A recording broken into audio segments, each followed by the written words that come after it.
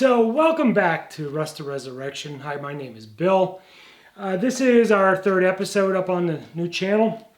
A small project this week. I want to replace these hex bolts with the actual wing nuts, so wing bolts that are supposed to be on these windshield screens. Now, I think that unless you know that these things are readily available, you're not going to think to pick one up during a restoration. Now, this 43 MB, the restoration was done about 6 or 7 years ago. The restorers did not put the wing bolts on; they just put a hex bolt rather. And if you look over at the 46 CJ2A, it has the same thing.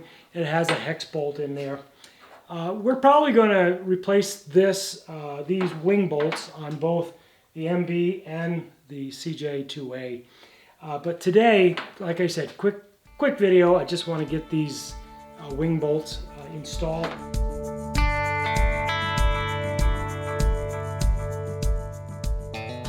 Now I'm going to take these out and paint them gray. Then I'm going to remove the hex bolt, get them installed on the windshield frame. Now the idea is I want to make continuous small improvements to the Jeep, bring the Jeep closer to what it would have been when it was original. Now if you came over from my other channel, 6 Round Studio, then you know that I attended the Merrimack Valley Military Vehicle Collector Show down in Ware, New Hampshire. And I went over to Vendor Row and I picked up these replacements at the tent of Peter DeBella Jeep Parts. Now these castings are pretty heavy and the quality of these are really pretty high.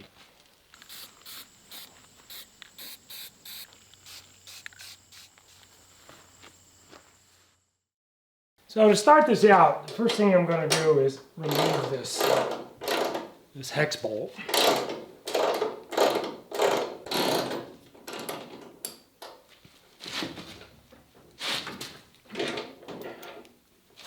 So an interesting thing that when they put the hex bolt in, they made a bushing. So that bushing would fill in this space on the inside of the window frame. But what's really kind of cool in the original design is that bushing is actually built in to the wing nut. Once you thread this in, the bushing then fits inside the hole and keeps that lined up and gives you a good smooth pivot for the hinge.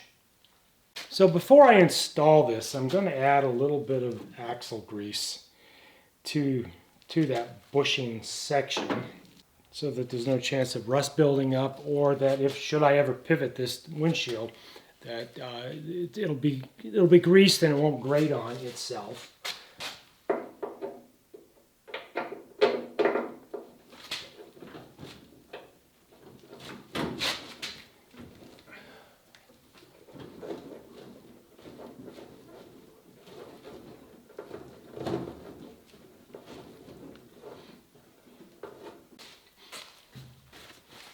I don't care by anybody's measure, just making simple little improvements like that really do make a difference in the way the Jeep looks and the way it presents itself.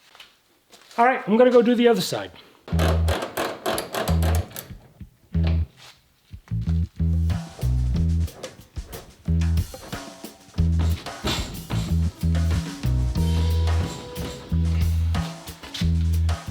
The hinge frame on this one is a little twisted, so it doesn't want to go on as easy.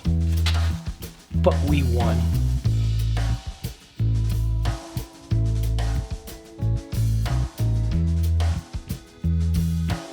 So, like I said, making small changes make big improvements to presentation.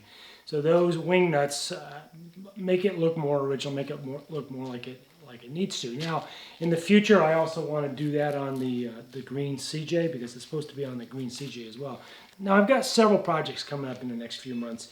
I want to install this throttle cable for the MB, for the gray MB, but I want to see if I can change out this green knob for the white knob that's in there and make it look like it's looked since my dad bought this in '49.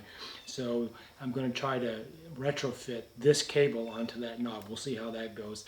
The other thing I need to do is I need to put a new fuel pump in that CJ2. It's not running. It'll run, but it won't stay running. So I'm thinking it's probably the fuel pump. So I'm going to put a new fuel pump in that. I want to get that running before fall gets here. So that's another project that we've got on the agenda for this thing, and many more. So hope you enjoyed this. If you did, give it a thumbs up if you liked the video. Subscribe to the channel. We're new. We're trying to grow this channel. All Jeep content, a little bit of automotive thrown in here and there. Ring the bell if you want to get notified next time I post a video. Really appreciate you guys being here, and I'll see you in the next video.